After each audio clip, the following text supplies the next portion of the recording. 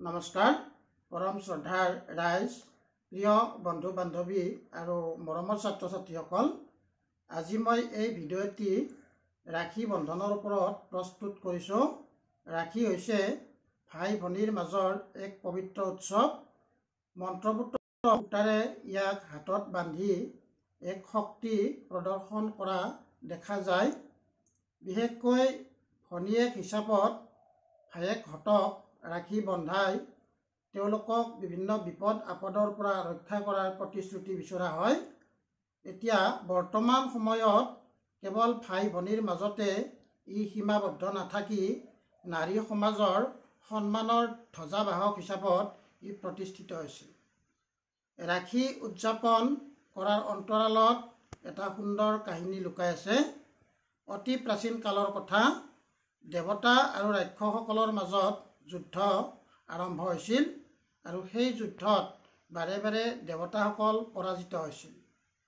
দেৱৰাজ ইন্দ্ৰ চিন্তিত হৈ ব্ৰহ্মাৰ ওচৰলৈ যায় আৰু ৰাক্ষসসকলক পৰাজয় কৰাৰ উপায় বিচাৰে।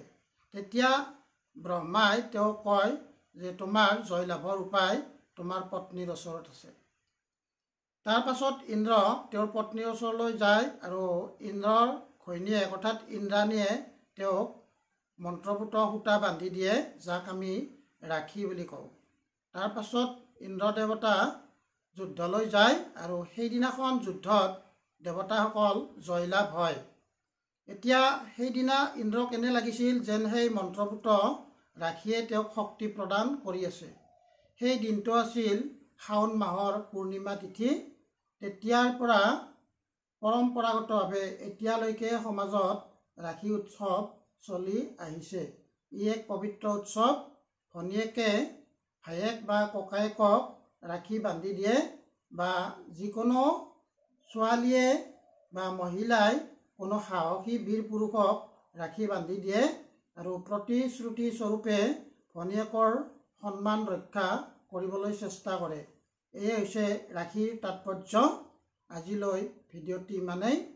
যদি মোৰ ভিডিঅ'বোৰ ভাল লাগে লাইক কৰিব, শ্বেয়াৰ কৰিব আৰু ছাবস্ক্ৰাইব কৰিব। ধন্যবাদ।